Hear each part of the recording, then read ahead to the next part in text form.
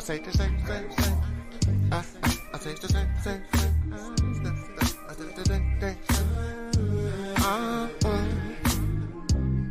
Alright.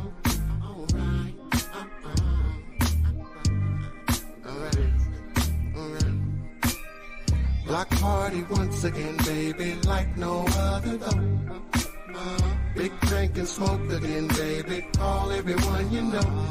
Now wave your hands real high up in the sky as we party on the street. And later on I'm gonna shake the spot with the first sweet thing I meet.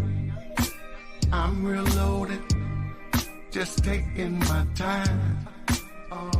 Baby girl right here is losing her mind. She's all up on me, just working it out. I'm gonna show her what I'm all about.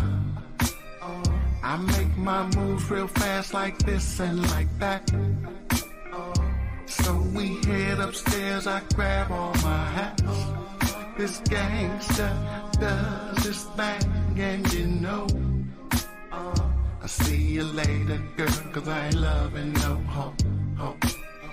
Block party once again, baby, like no other though. Big drink and smoke again, baby. Call everyone you know.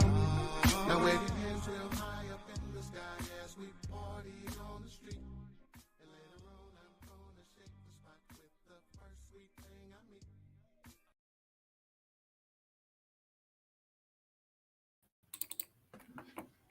What is going on, everybody? It's your boy SK. I'm here with Justin Day.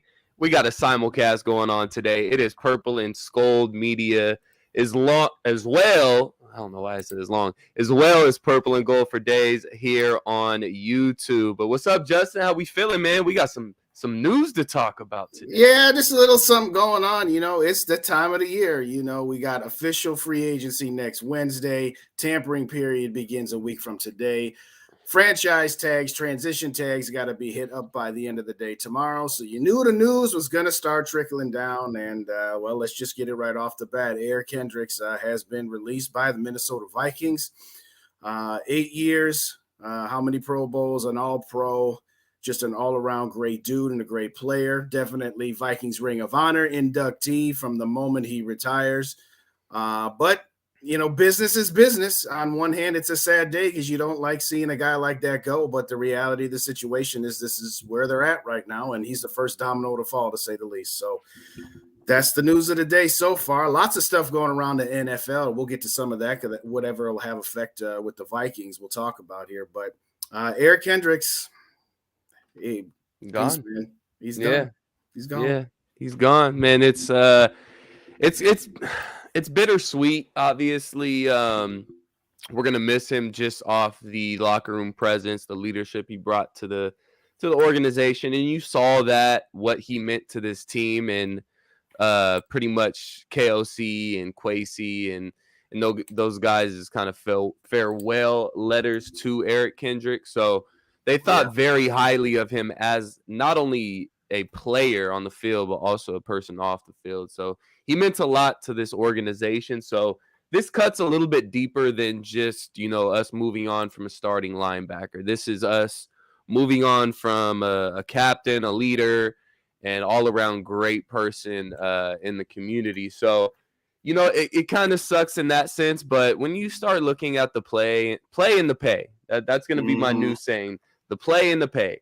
It wasn't necessarily matching up, and you don't want to be paying Derrick Henry. What was the cap hit this year? I believe like 11 or 12 million, or about 12 somewhere in there. I know they saved 9.5, so it's probably 11 or 12 over there. Yeah. So this was strictly a business move, and then we look at the young guys that we got behind Derrick Henry, specifically Brian Asamoah, and I think Jordan Hicks is also going to be cut too within the next couple days. Yeah, I may be wrong. Who knows?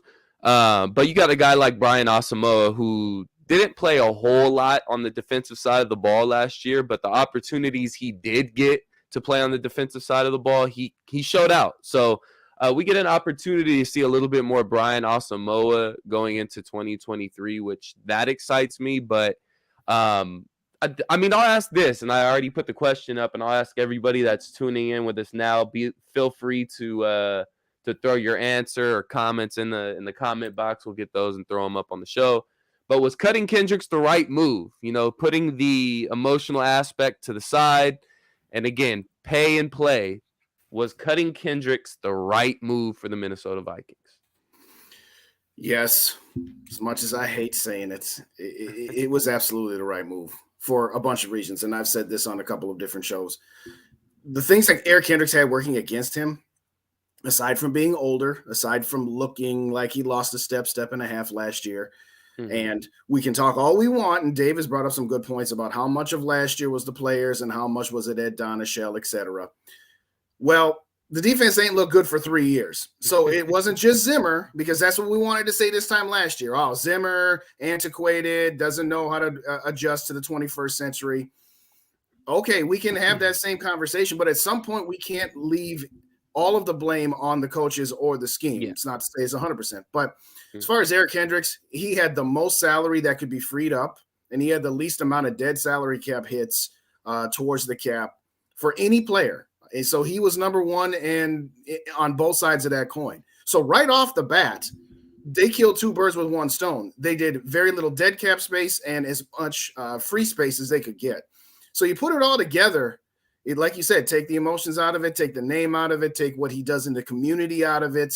Was it the right move? Yeah, it was the right move. It's unfortunate to say that, and he's not going to be the only one. We might be doing a live one day every day this week if they're going to do it one day a week.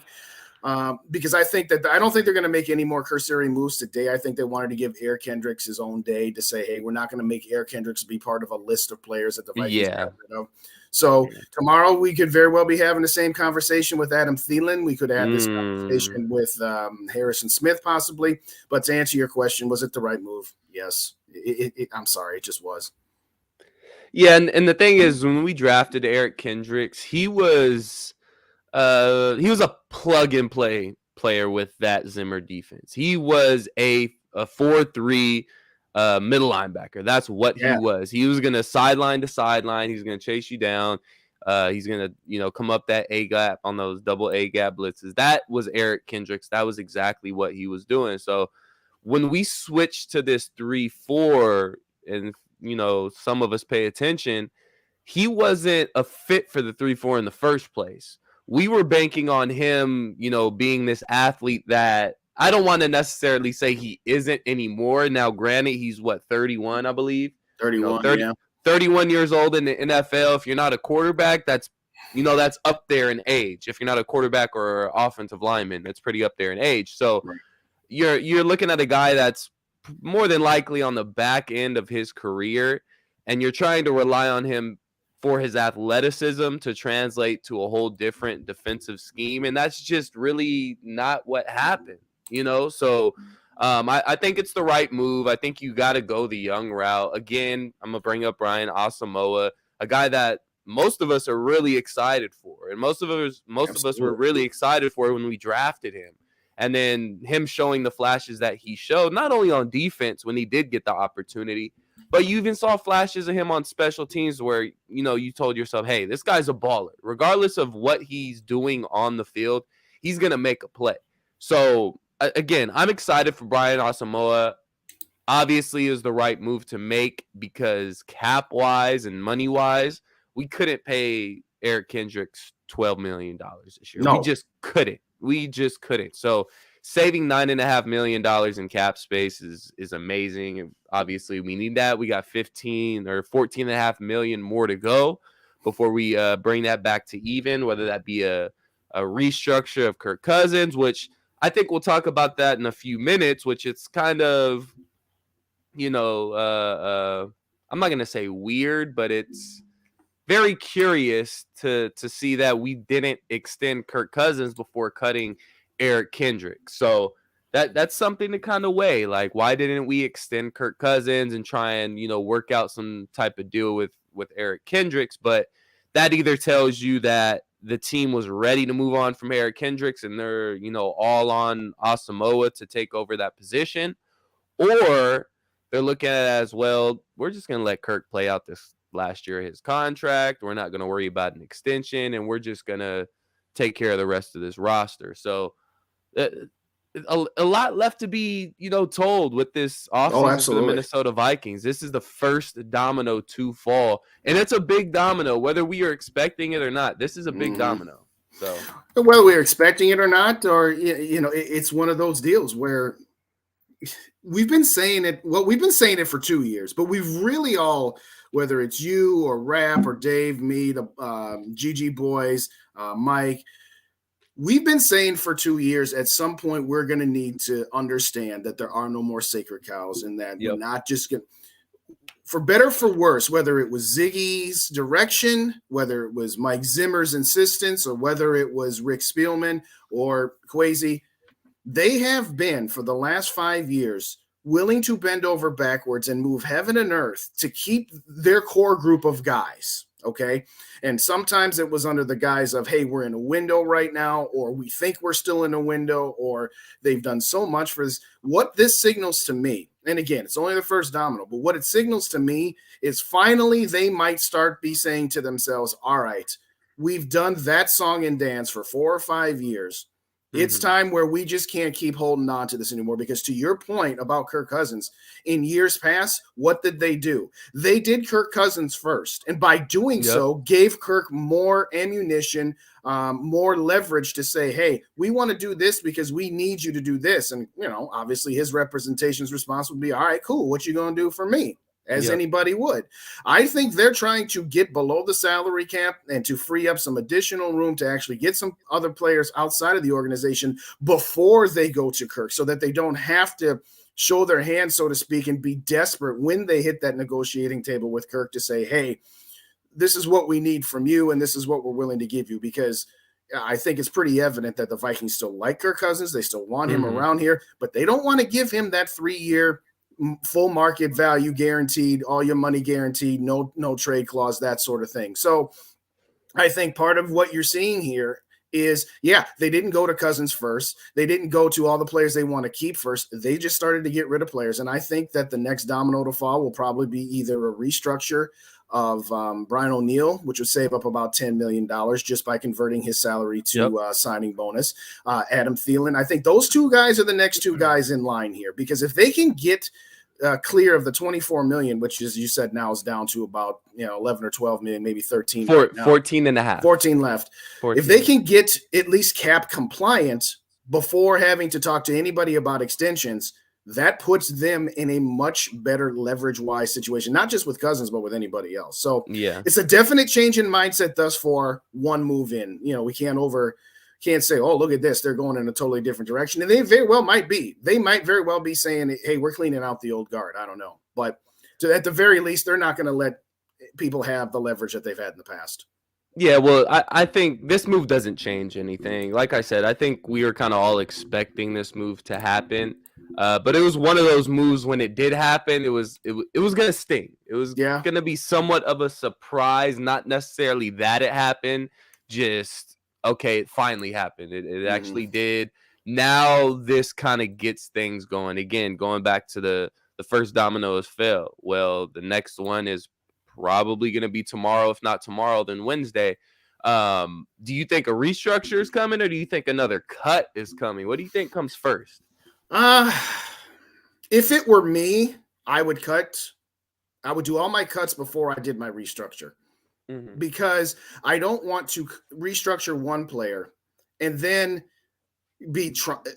I'm afraid of the Wilfs. I'm afraid that if the Wilfs do all their restructures, then they say, well, do we really need to make these cuts? We already freed up all this other money over here. So do we really need to? Yes, you really need to. So I hope that Kwesi and I hope the direction that they go is to say, all right, we need to move off the players that we're going to move off from, and not be tempted by, well, we can free up 10 million right here by just restructuring this guy, and therefore we can try and keep one of our older players. So I hope it's the cuts. And again, I don't mean to sound, unemotional or, unsympathetic here, because we are talking about people and their jobs and their families and all that good stuff. But we're talking about it from a business sense, and we're talking about it. What does it make sense if the Vikings want to remain competitive and try to build off last year? So I think they're going to go with their cuts first before they get into their restructures. I think they want to save the restructures, keep them in the back pocket, so to speak.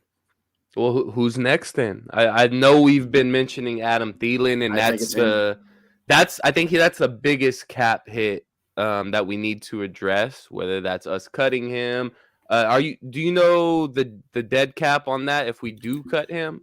Adam Thielen is a pretty decent sized cap hit because last year they had the options of trading him or cutting him then, and they decided to renegotiate, and all they really did we gave him a big signing bonus. They just converted money to a signing bonus. Right now, Adam Thielen's cap hit is $20 million. If they cut him, they would save $6.5 million, and they would dead $13.5 million. This is what happens, ladies and gentlemen. We always wanted to give the Vikings credit. And then, the conversations about, well, Kirk Cousins' contract, is it too much or not? Well, we still managed to keep all of our players. This is the bill. This is paying the Pied Piper for all of those years. Yeah. Since 2019, when they walked off San Francisco in the divisional round of the playoffs, they've made all of these moves of re-extending guys, renegotiating, adding void years. $13.5 million dead for Adam Thielen, okay? And it's a sunk cost. You can't get any of that back. You've paid it out to him already.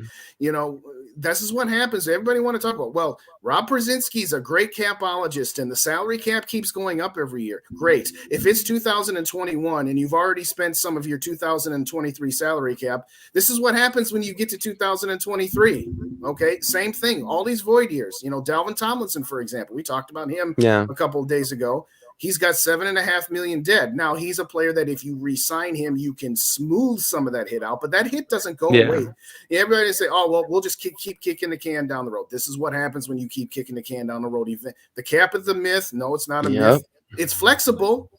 It's just like a credit card running like that. That's the analogy I've used.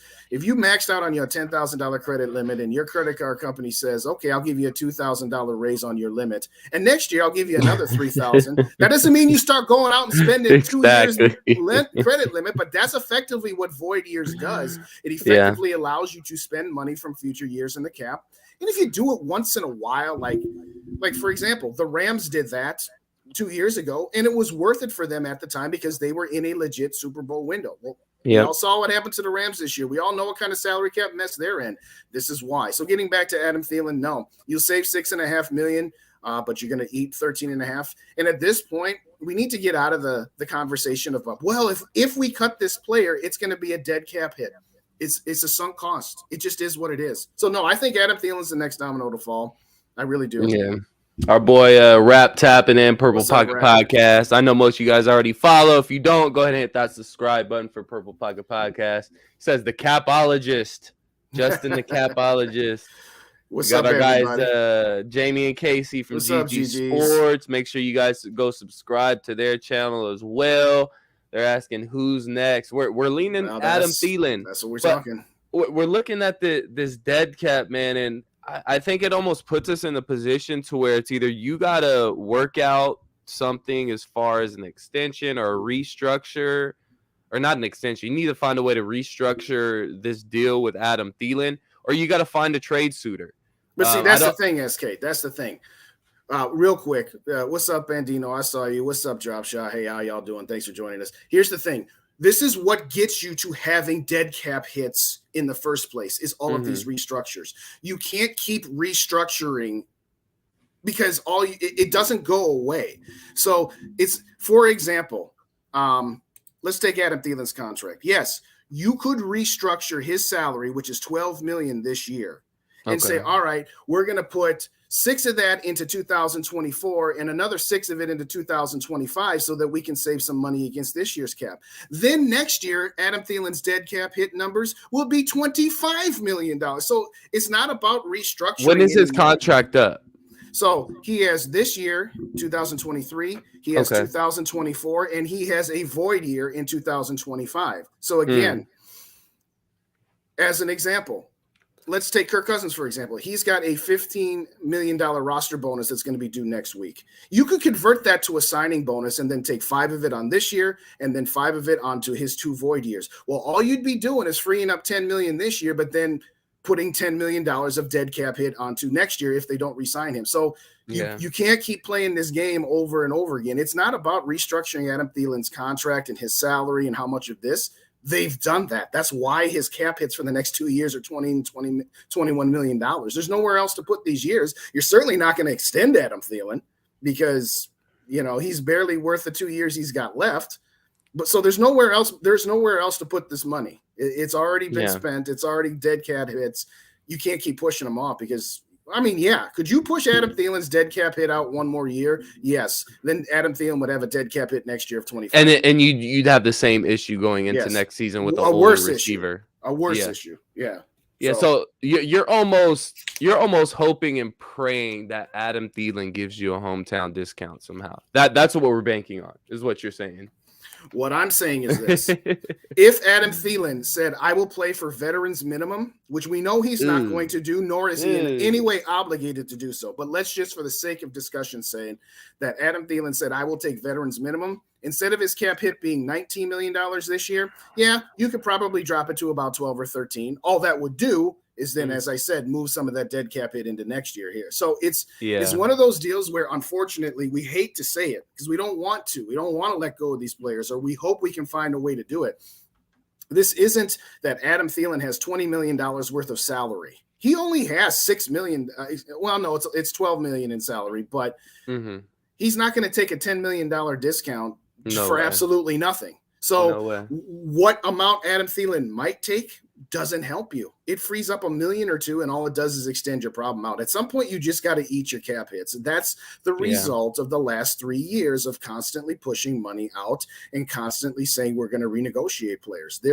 At some point, the bill collectors come to your door and said, all right, we need that money now. You're going to get charged this money here now. So that's really what it boils down to. Yeah, I think the Adam Thielen contract is probably the most difficult to work around this offseason. To be honest with you, I don't think the Thielen, you can call it a saga, I don't think that's going to end tomorrow. I think that's going to take a few more days. I think it may come down to the last minute before they decide, you know what, Adam, it's either not working out or they come to some sort of agreement. I think that's going to take a while before that's sorted out. So. Thielen, in my opinion, I don't think he'll be the next one to go. I think Hicks may be the next one to go. Oh, that's right, Jordan. I forgot about him. Yeah, he's the easiest one next. He's the easiest one. And then, side note, with Eric Kendricks being gone, I think that increases the chances of Zadarius Smith coming back for next season. I don't think, outside of obviously Daniil Hunter and DJ Wonnum, which you can't necessarily put too much weight into. Patrick Jones, you can't put necessarily too much weight into. You don't have any edge rushers, so it's either you're going to have to really address that. You're going to have to address that position regardless in the draft.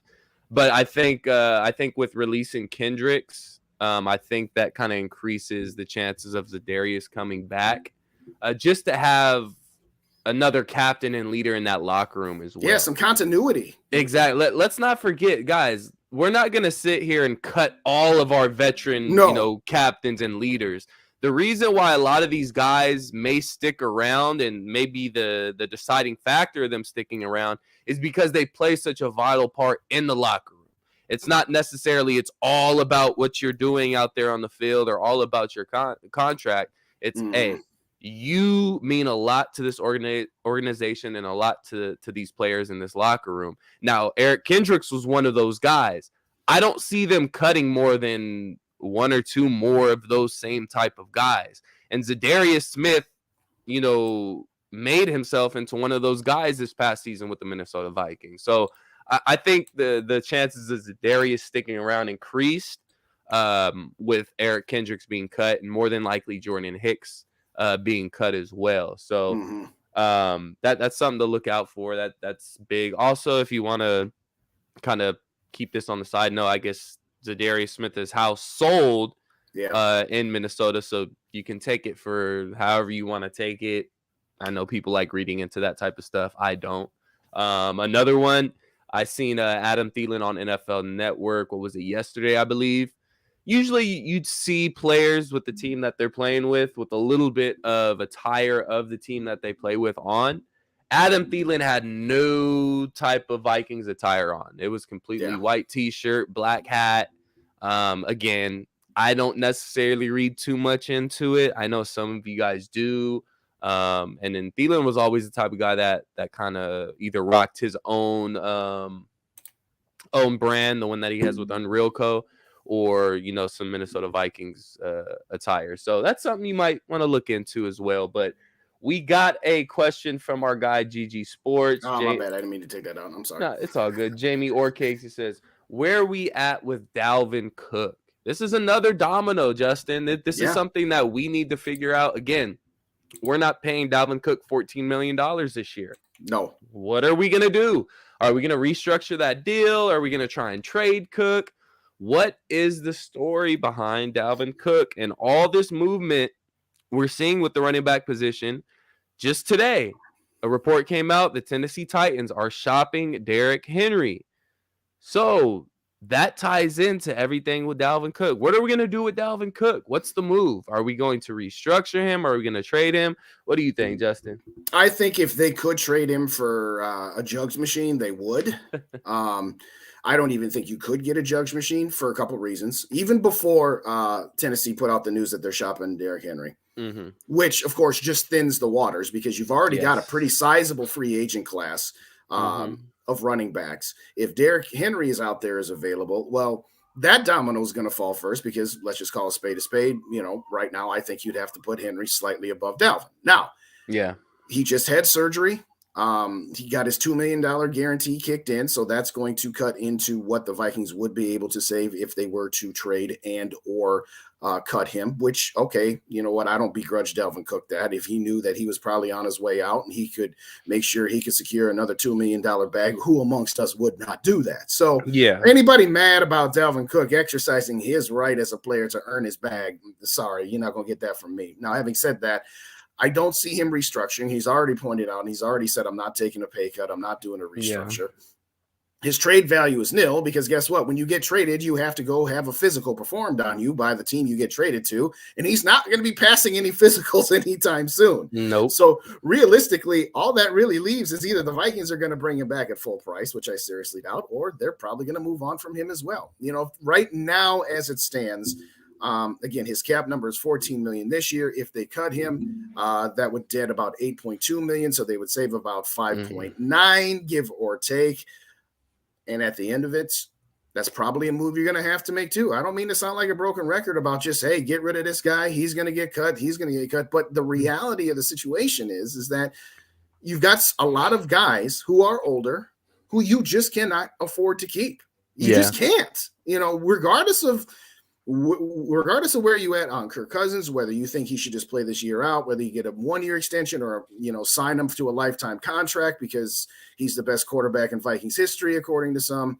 I don't care where you're at on that scale. Where this team is at is it is in a mess. And again, it is because of how they got here. In 2019, they re-signed Anthony Barr. Shouldn't have done that. We paid $10 million against our salary cap this past season in 2022 for Anthony Barr. That's kind of gone unnoticed because we went 13-4, but that was a consequence of all of those moves and trying to get out of Anthony Barr's contract early. At some point, you're just going to have to accept that you're going to have to get rid of players. You're going to have to take on some dead cap hits, and you're just going to have to be shopping in the bargain bin free agency for right now. That's just right. You cannot keep Dalvin Cook for $14 million. Even if all you're saving is $6 million, you can't keep them that way. Dave had a great line on Friday when we were on Vikings Uncensored. What's up, Sarah? What's up, Rhino on Vikings Uncensored? He's like, if I'm going to misuse a running back the way we misused Dalvin Cook, I'd rather misuse a very cheap running back than an expensive one. But, maybe there's a team out there that would find a way to get – I mean, I would take a 6th-round pick. We don't even have a 6th-round pick right now. I would take a 6th-round pick for him just so that, some of that money that would be dead salary would actually be transferred. Not all of it now, but some of that money would be transferred in a trade.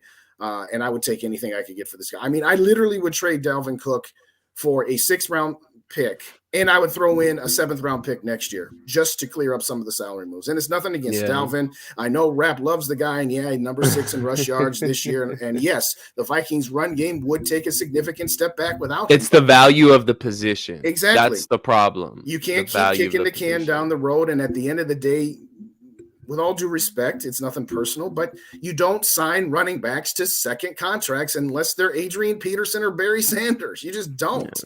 And you certainly don't do it for linebackers either. Those were the two mistakes. It wasn't Cousins or whatever else. You don't re-sign Anthony Barr and Dalvin Cook. I'm not saying those are the only two moves, because obviously we haven't had very, very good drafts in the last 3-4 years outside of a couple of number one picks. But that's part of the reason we're in this mess, is that you just kept re-signing players. And like I said, you got to get rid of them. You just do. I'm sorry.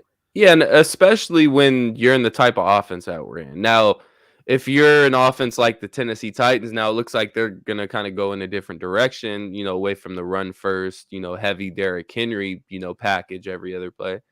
Now, if your offense like that and you're depending on your running back, your offense flows through your running back, then yeah, I get it. Pay your running back $14 million per year because that's your offense. Your Derrick Henry, your Dalvin Cook, when the Vikings relied on him so much in the run game, then pay Dalvin Cook $14 million per year. But we're past first offense. Yeah. We're past first offense. We have the best wide receiver in football in Justin Jefferson. We're looking to add another speedy receiver in probably the first or second round in this year's draft. We're obviously headed, if we weren't already, to a pass first offense. So why would you pay a running back $14 million if you're going to run the ball 10 to 12 times per game? It just doesn't make sense. So again, like you said, this is nothing against Dalvin Cook. This isn't us necessarily saying his play has declined or anything along those lines. But when you look at the numbers and you look at the running back position and a whole, and just how deep the free agency at the running back position is this year, I mean, it's ridiculous. And that's not even including the players that are going to be on the trade block. That's Derrick Henry's going to be on the trade block. Ezekiel Elliott's going to be on the trade block. You have Saquon Barkley. You don't know what's going to happen with Saquon Barkley. He may be a free agent, and right now he is, unless the Giants can figure out a way to work out a deal with him and Daniel Jones. So yeah, good luck with that, by the way. Exactly. So this running back class and free agency is extremely deep. So that may hurt the Vikings in a sense of, hey, we want to try and trade Dalvin Cook, because not only do you have guys like Derrick Henry, and I mean, I feel Dalvin Cook is a lot better than Ezekiel Elliott is now. Yes. But you also have a free agency class to where if you want to go young, and Alexander Madison, you have a David Montgomery. I know I'm missing a bunch of other names too, but you have Alvin a bunch Kamara. of Joe Mixon, Joe Mixon is going to be out there. So you have a bunch of guys that are very talented running backs that you could get for a whole lot cheaper. So again, this is another tough position that the Vikings find themselves in, right alongside with the Adam Thielen situation of what are you going to do? Are you going to just pay Dalvin Cook $14 million? Me and Justin don't think that's going to happen. So what's going to happen? It's either trade for a really, really low draft pick, or we're going to have to cut him. Now, correct me if I'm wrong. We don't get a compensatory pick if we cut a player, correct? It has to be when their contract expires. I believe that is the case. That I'm not an expert on. Dave, our guy from Minnesota Sports Talk, he's the one who really knows more about that. But I believe it's if you let a free agent walk because their contract has expired is when you get into that formula. I don't believe you get into that. I believe you are correct. Yep. Okay, so yeah, you want to get something back for him. You don't want to cut the guy and take on that dead cap and not even see a compensatory pick in the following draft. But again, like you said earlier, sometimes you just gotta take the L. Sometimes you just gotta be like, hey, look, it finally caught up with us. Like you said, the time to pay your taxes. It's coming knocking at your door. IRS is at the door. They want their money. Yeah, so yeah. It looks like about that. And this would probably be the offseason to make something like that happen. Just take the L this offseason. I think you're still a talented team. And in the NFC, you never know. The NFC is so wide open to where, you don't know. You're still a talented team. You could be a team that's in the mix next year, even with taking all those losses as far as dead cap in the offseason. If you're, have a good draft and you build this defense properly, I think you still have a chance to be a contender in the NFC. So I think this is the year to take those losses and just Right. pay the piper. Pay the piper, get it out of the way, and let's start this thing fresh and new. Yeah, a couple things to those points. Because here's the thing you don't want to do. You don't want to not pay the piper and then be in the same situation again next year where, maybe we drafted a quarterback and maybe they still got to make the decisions on Kirk, or we got to make other decisions. We got to start paying Justin Jefferson and eventually Christian Derrick. No, this is what I've been trying to tell people. Don't be afraid of paying the piper, getting all of these void years, dead cap hits, get it out of the way early. You don't want to continuously, if you're going to have a massive problem 1 year or half of a massive problem over 2 years, I'd rather just have one massive problem. I'd rather just get it done and get it out the way. To the point that Rhino had up about the two people to blame, I'm going to add two more. When you talk about two people to blame for this mess of Rick Spielman and Mike Zimmer, totally agree with you, Rhino, but let's throw in Ziggy and Mark Wilf too. They're not absolved from that. You know what? Yeah. When Ziggy and Mark Wilf give the objective and the this is where we're going. We don't rebuild around here. We're going to be competitive every year. When you get the edict from your owners, that doesn't mean that Zimmer and Spielman are off the hook either. But we also got to take into account that the owners have always said, no, we're not taking steps back. We're going to do whatever we can to be competitive. So, but to your next point, at the end of the day, for me, like I said, take all your salary cap hits at once. Just do it, clear the decks, pay off that credit card bill. It's like when you and your significant other have a garage sale after 5 years. You haven't done it. Usually you do garage sales every other year. You ain't done one for 5 years, and you get all your crap outside your house on your front lawn, and you have a weekend where people coming and going, and you don't even try and negotiate with people. People like, hey, I know you said $5 here. What if I give you $3? Sold. You don't even say nothing. And at the end of the garage sale, you say to yourself, we got rid of 3 things. That's it. That's all we got rid of. Now you got a choice. Do you move all that stuff back into your house and hope that you can find some value out of it, or maybe resell it next year's garage sale? Or do you just take it to the dumpster and get rid of it and enjoy all the new space in your house that you have, where you can go to Home Depot or wherever and buy some more stuff that you're going to put out in a garage sale 5 years later? At some point, don't bring the stuff off the lawn back into your house after you've had a garage sale where you didn't get rid of anything. Just take it to the trash. And again, I'm not saying people and players are trash. I'm just using the analogy here. I think anybody knows me well enough knows I like analogies here. But so at some point for me, it's just like, get what you can get for any of these players. If you can't get anything, say goodbye to them. It's that simple. So yeah, exactly. So that brings me to, it looks like our last segment. This is always a fun segment to go over and talk about. And things are heating up. The talk is heating up in the draft talks. And this is the question. Is Anthony Richardson a realistic possibility for the Vikings in this year's draft? Go ahead, Justin. Is he a realistic possibility? I doubt it. I'd love for it's not going to happen. It's not going to happen, part A. If he's there at 23, you take him. He's not going to be there at 23. If he gets past the New York Jets at 13, before I said if he got there at 23, I'd take him, but I'm not trading up for him. Now I say if he gets past the Jets at 13, now I'm starting to say, okay, if he gets past the Jets, then I make a move. Realistically, there are some talking like he might be the first or second quarterback taken in this draft now. Now, part of that is, again, everybody, it's recency bias after everything we saw at the Combine this weekend and all this talk, this and that.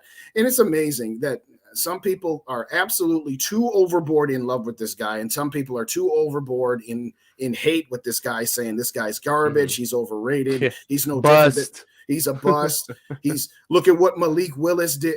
Okay, so we're going to judge Malik Willis off of one season when he was thrown into action because Ryan Tannehill got hurt. I'm not trying to say that Malik Willis is the next Michael Vick, but what I am trying to say is, really, we're going to judge Malik Willis now, and we're going to immediately say that Anthony Richardson is just as bad as Malik Willis. Yeah. First of all, stop it. Is it a realistic possibility? It's a possibility. If the Vikings say they want this guy, they can go up and get him. Whether that is they trade Cousins and acquire some additional capital and use that with the capital they have to go get him, or whether they just say, no, we're going to take the 23, we're going to take our first round pick next year, and we're going to take maybe another pick in 2025, and we're going to trade up to pick number 12 or something to get him, whatever the case may be. Realistic? Probably not. Would I be okay with it? Yes, absolutely. I would be okay with it. What I have said, my stance on Cousins is clear, and anybody knows what I think. I think he's a very good quarterback. I just don't think that there's much left for this team to accomplish. I think we've gone as far as we can with him, but I'm okay if they keep him for this year and then let him walk after next year. I'm okay with that. I'm not okay with giving him a 3-year extension for $45 million a year. I'm definitely not okay with that. But if the Vikings say anything, I just want there to be a succession plan. I just want there to be something, because here's what I can't stand.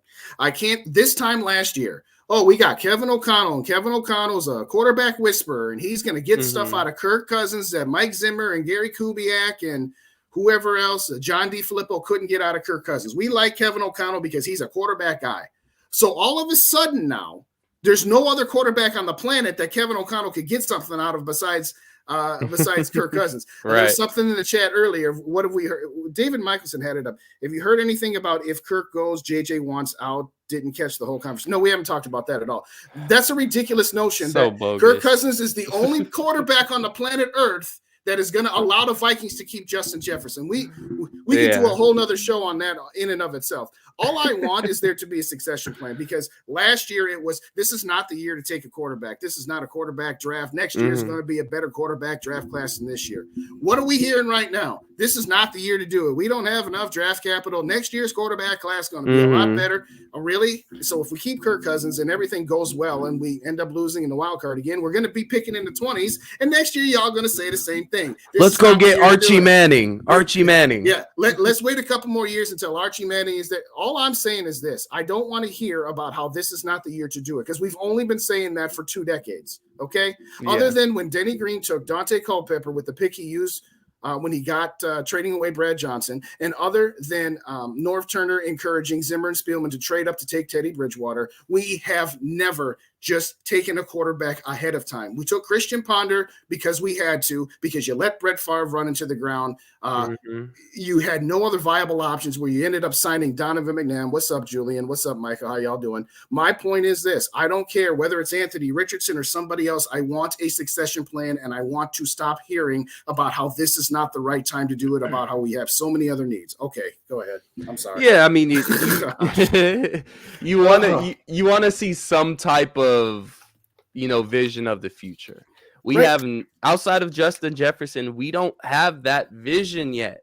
So by us going out there and grabbing a quarterback that does have that high upside, and a guy like Anthony Richardson, then obviously that would be great for the fan base, and I think that would set our organization in the right way as far as a franchise quarterback. That'd be a great pickup. Now, addressing everybody, I'm not going to say everybody, half the people calling this guy a bust. Now, he just had a great combine. That's obviously going to pull his draft stock up a whole lot more than what it was. But I don't like putting too much weight into the combine. Neither do I. I'm not going to. Now, granted, he ran what was it, a 4.4, something like that. Yeah. Ran a great 40 time, had a ridiculous vertical, just all around athlete is just ridiculous. But that's not what I look for in a quarterback. I go to the game film, and I go to who he's played with and who he played against. If you look at that Florida offense, I don't think there's one skill player that is going to be drafted to the NFL this year. I think the only one that may be drafted is Etienne's little brother. Right. Outside of that, there wasn't an NFL talent that he was throwing to. Now, granted, he was inaccurate for a good chunk of his passes, but that could be fixed with footwork. That this isn't a guy that's necessarily making the worst decisions out there, that's turnover prone or anything along those lines. He needs help with his footwork. And now, if you look back at a guy, I'm not even going to say his name. You guys probably already know who he is. I'm going to bring up his draft profile before he was drafted. His weaknesses: can be inconsistent in his approach, Needs to play inside the offense and show more discipline. Too eager to go big game hunting. Ravenous appetite for explosive play can also bring unwanted trouble. Willingness to default to playground style appears to limit his ability to get into a consistent rhythm. Needs to improve anticipatory reads and learn to take what the defense gives him. Decision making go from good to bad in a moment's notice. Operates from a narrow base and allows his upper body and arm to race ahead of his feet. Has a dip and wind up in his standard release. Explosive delivery and follow through causes some throws to sail. Needs better touch on intermediate and deep balls. Carries ball a little too low in the pocket. Impatient. Will leave the pocket prematurely rather than standing in, winning in rhythm. Better as a scrambler than pure runner. And looked a little less mobile in open field this season. And his NFL comparison was Jay Cutler. That draft profile belonged to Patrick Mahomes. So all these experts out there that are saying Anthony Richardson is a bust. Right. Turn on the film. He has inaccurate throws. Okay, cool. You Everybody have a point. got inaccurate throws. Everybody has their highlights. Everybody has their lowlights.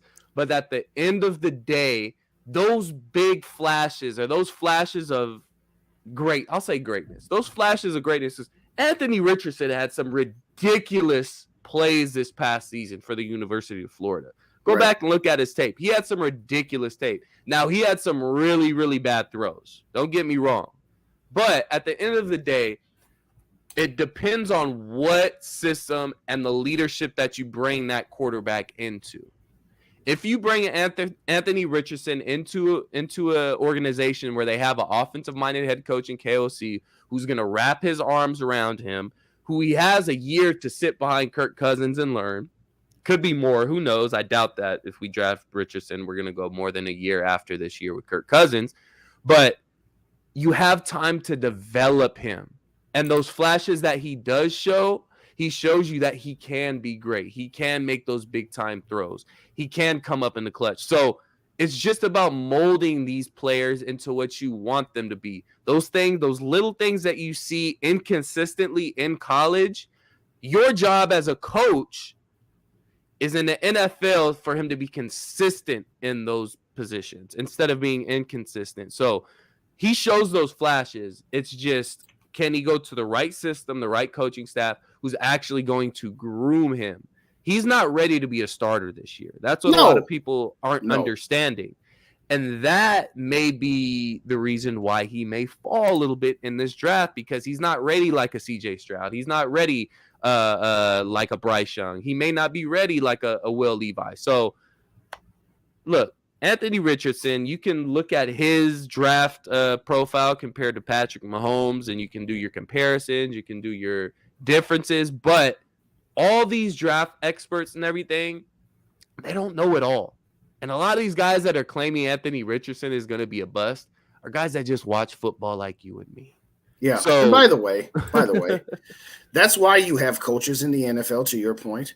If the expectation is you are either ready to step up from college to the NFL and you are pro ready and ready to start from day one, or you're a bust, it's like it can't be that far on either end of the extreme. You're not going to have even Peyton Manning in 1998 when he got drafted before Randy Moss. Even Peyton Manning needed a couple of years to figure it out. Okay. Yeah. Led the league in interceptions as a rookie. I mean, broke the record for interceptions in the season as a rookie. So this ridiculous notion of, Anthony Richardson, this. That's why you have coaches. Okay. Exactly. When Aaron Rodgers first came into the year, regardless of the fact that it's, Mike McCarthy and he sat behind Brett Favre, whatever.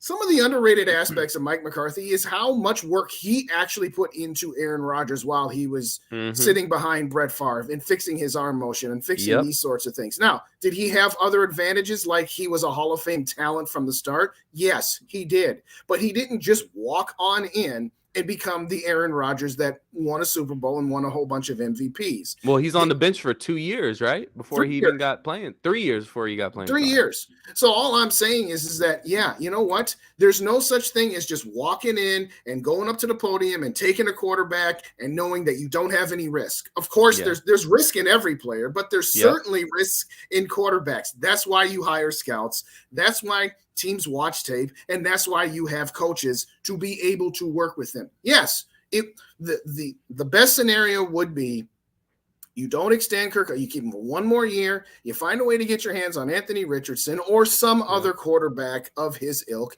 and you let Kevin O'Connell develop him behind Cousins for one season, and then you let him take over, obviously. So this ridiculous notion of, no, we can't trade up for an Anthony Richardson. We can't trade up for anybody unless he's already perfectly ready to go.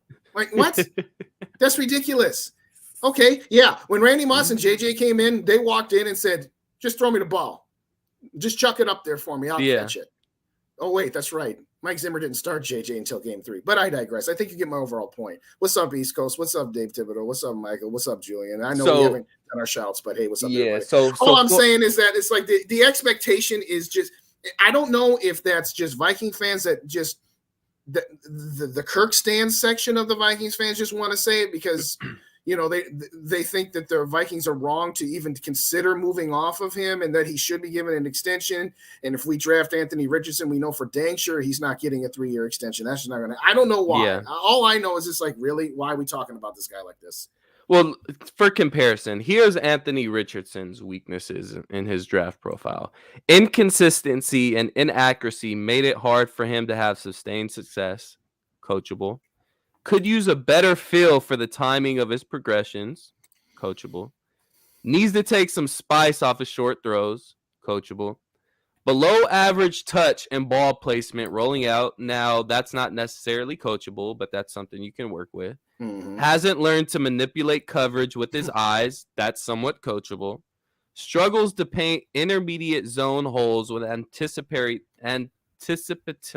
throws. Now, that's something that you may need to worry about, but just like anybody's weaknesses as a quarterback going into the draft, there's going to be holes. Accuracy issues are often a function of poor footwork. Coachable. Loses track of coverage and will throw into danger. Coachable. Mm-hmm. Too willing to flip the ball out instead of taking a sack. Coachable. So all these weaknesses and things that people are claiming that's going to make Anthony Richardson a bust are things that are pretty much coachable. And these are the same people. These are the same people that are claiming Anthony Richardson is this bust that have all the belief in the world in KOC and Kwesi.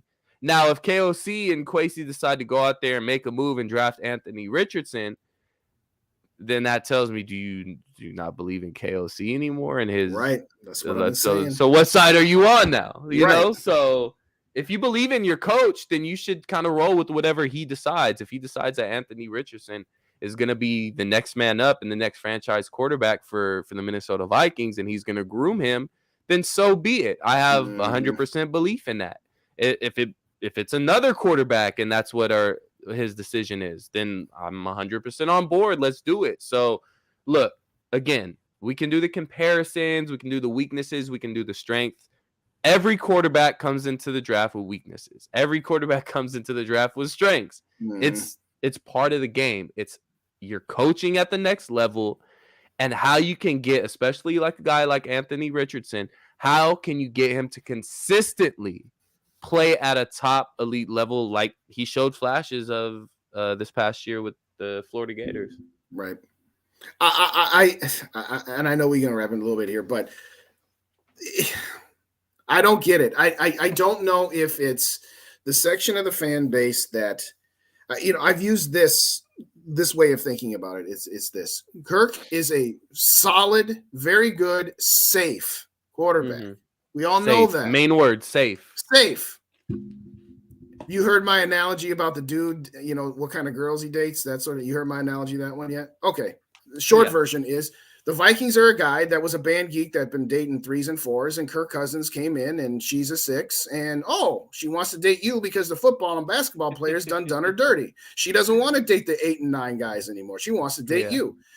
and you've been dating Christian Ponders and Tavares Jacksons, that now when it's evident that this 6 is just what it is, not horrible, just not elite, you're so afraid to take a chance to find another gal that could be a 7 or an 8 because you're afraid you're going to fall back into the 3s and the 4s. It's that simple. At some point, you cannot be afraid to take a chance on another quarterback. That's like saying the Vikings were ridiculously dumb for drafting Justin Jefferson. We had just taken Laquan Treadwell. We can't take another first No way.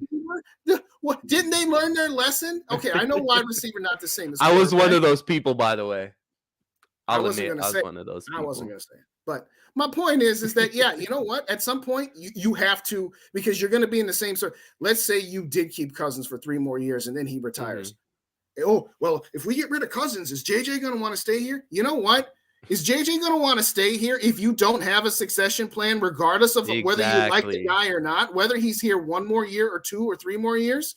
Oh, we re-signed Justin Jefferson. Kirk Cousins just retired. Who do we got? Nothing. Oh, we're not going to talk about that scenario. The scenario, as I said, I want a succession plan, and it might not work. It's okay if it doesn't work, because if it doesn't work, you just take another quarterback and you go from there. It's not that complicated. But some people are so afraid that, well, if we pick up Ponder, well, first off, did anybody ever consider the possibility that regardless of what quarterback we might bring in here, whether it's a veteran off the street or whether it's a rookie quarterback at some point, did anybody consider KOC? We hope we can coach him up. And, oh, by the way, that guy will have Justin Jefferson as one of his wide receivers. Yeah. You can tell me we don't consider the possibility that Justin Jefferson is going to help a young quarterback? And TJ Hawkinson at tight end. TJ Hawkinson and two very good, if not elite tackles. I don't get it, but that's a whole nother conversation.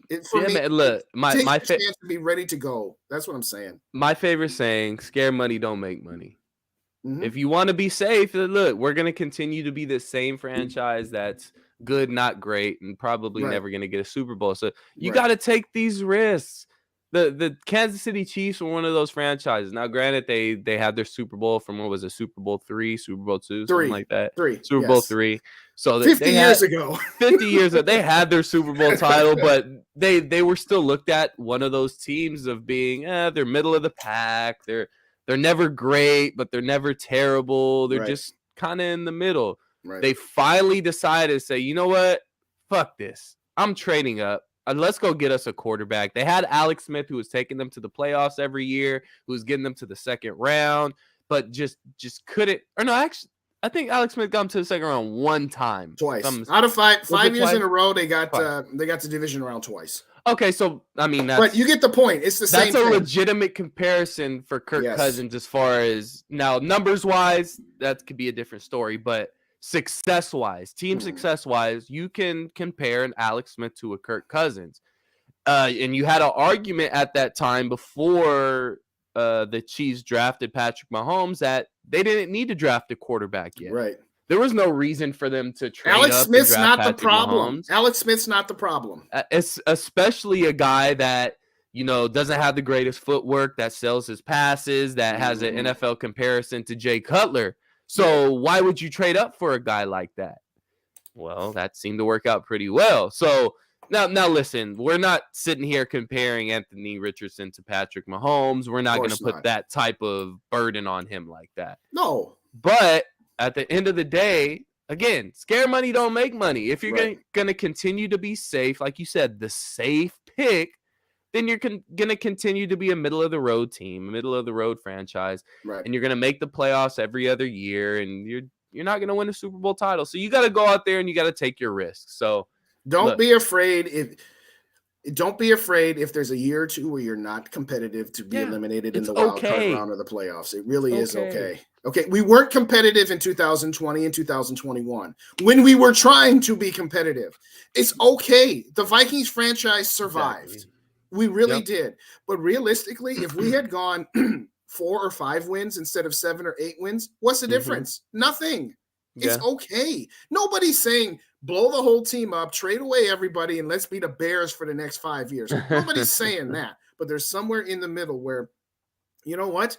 Kansas City gave up was risking a team that had gone to the playoffs for 5 straight years, but Andy Reid. That's the thing that Dave pointed out. Well, Patrick Mahomes has a Hall of Fame coach. I'm like, okay, so you're immediately discounting Kevin O'Connell as being chopped liver, number one. Mm-hmm. Number two, Hall of Fame coach Andy Reid put in his mind and came to the conclusion, I cannot get any further than the divisional round of the playoffs with this guy in Alex Smith. What's up, James? Andy Reid figured it out. So if Andy Reid, a Hall of Fame coach, can't take Alex Smith to the next level, then why are you expecting Kevin O'Connell to be able to take Kirk Cousins to the next level? So it almost was an argument against yourself there, Dave. But all I'm saying is that, by the way, Alex Smith one time did get to the NFC Championship game with the 49ers. So so it's not impossible that Kirk maybe one day could get this team or a team to an NFC Championship game. But if your expectation at this point, my expectation is I know what I got in Kirk. And I know I got a guy who is train wreck proof. If Kirk Cousins is my quarterback, I will never have fewer than 7 wins. He raises that floor, but he also lowers that ceiling. And some people don't want to hear that. Because, look at the defense. Look at the offensive line. Doesn't matter. You could give him all of these things, and we already know what he's going to get. And that's not even a rip on him, by the way. Well, here's the thing, and we're not going to go into too much detail on Kirk Cousins. Because, again, I say this every time. We could sit here and talk about Kirk Cousins. We could talk for 2 hours on that. But there's a difference between being a, statistical-wise great quarterback. I'll give Kirk Cousins that. Absolutely. Can he make every throw on the field? Absolutely. He can make every throw on the field. Is he athletic enough? Absolutely. Kirk Cousins is athletic enough to get things done. But when people talk about an X factor or the it factor, a lot of people don't think that's real. The it factor is real. It is real. It's real.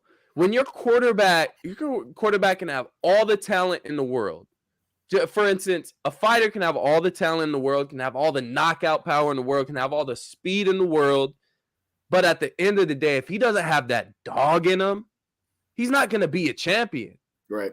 He's not going to be the greatest. Now, granted, we're not expecting Kirk Cousins to be the greatest by any means. I don't need him to be the greatest. We want you to be the greatest Kirk Cousins. Yes. The only problem I have with Kirk Cousins is that he doesn't necessarily have that dog or that it factor, right? To where it's like, okay, he's that guy. Like, right. We can just really lean back and rely on Kirk Cousins or whoever it may be at a certain time. He's got that dog in him. Now, there's times where he does. In this past season, he showed that he can do it, but on a consistent level, he hasn't shown that. For instance, Joe Burrow, he could have a bad game. He could have a bad first half of the season. But at the end of the day, when it comes down to it, and the Cincinnati Bengals need a play or need something to happen, and they say, Joe, we need you. Like, this ain't working to Jamar Chase. The run game ain't working with Joe Mixon. Like, we need you to do something, Joe. Joe finds a way majority of the time.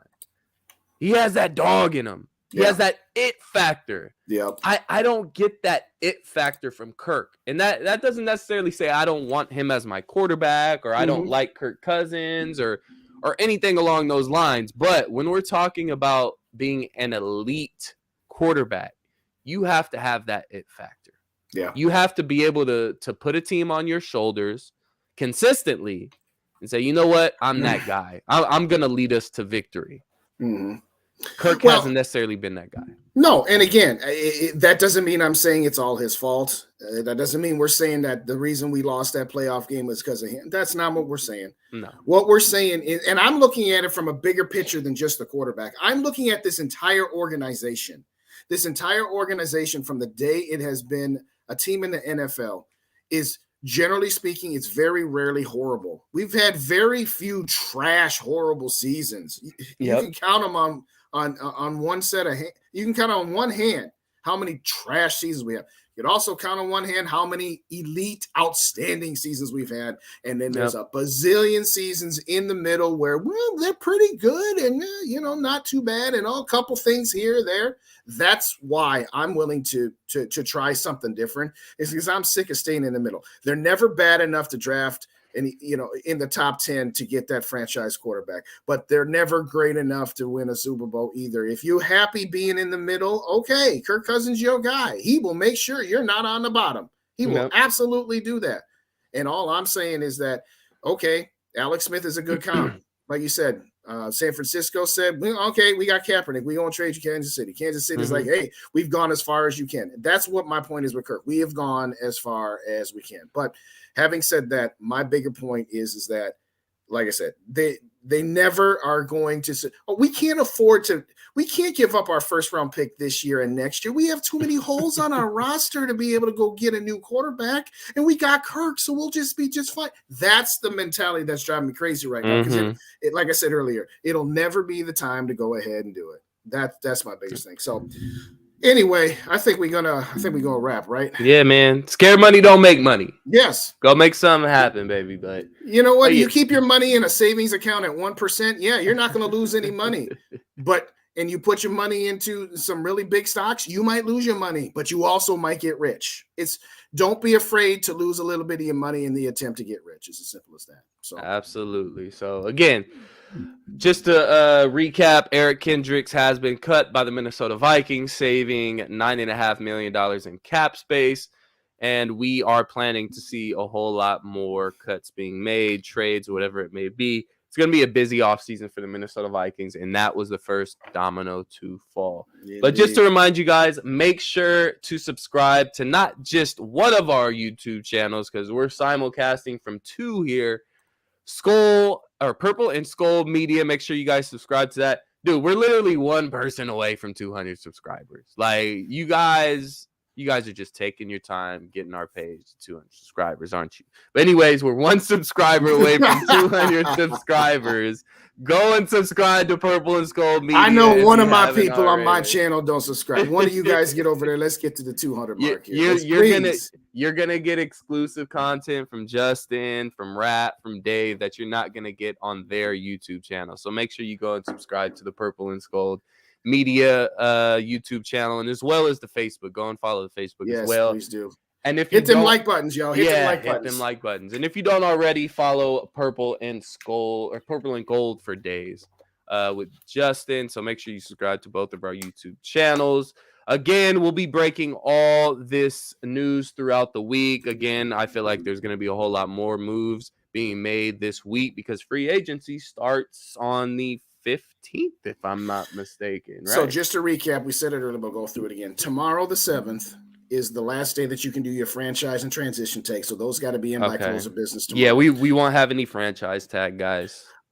Next Monday is when the legal tampering period begins. Ooh. Whatever the heck that means. Officially, the first day of free agency is next Wednesday. And that's also a key date because that's when a lot of roster bonuses are due. So a lot of moves that could be made from that perspective of trading roster bonuses for signing bonuses. So it's going to be a fun next 10 days. We'll just leave it like that. And you know what? If this time tomorrow we find out that Adam Thielen's been cut, maybe we do this all over again, right? Yeah, I'll more than likely be right back in front of the camera talking about it. So let me get James' question up here. If we get Christian Ponder, then what? Then we look for somebody else. Christian Ponder. Hey, hold on. Christian Ponder got us to the playoffs too and lost in the wild card round just like Kirk did. And let's not forget, he wasn't able. He wasn't able to play. Yeah, he wasn't able to play in that playoff. If he would have played in that game, we had a chance to win it. I think we lost like 24-13 or something. 24-10 or something like. It was such a garbage game. Joe Webb came out on that first drive and then did nothing the rest of the game. It's okay. You know what? We, like I said, we've been dating Kirk Cousins, and Kirk Cousins is a 6, and we're used to dating 3s and 4s like Tavares and Christian. It's okay to throw your 6 away to try to get a 7 or an 8. And if you get another 3 or 4, you date that 3 or 4 for a year or 2, and then you look for another one. It's not that complicated, y'all. Yeah, even it's okay. The organization will survive. If your shoes are still nice, sometimes you need to go get another brand new pair of shoes, you know? Yeah. You can still, rock them for a little bit before you try on the new pair. Right. So, all right, I got to bust out of here. Thanks for having us. All right, guys. Thanks, everybody, for joining us. We appreciate you. Hit them likes, hit them shares, all that good stuff. Peace. Bye.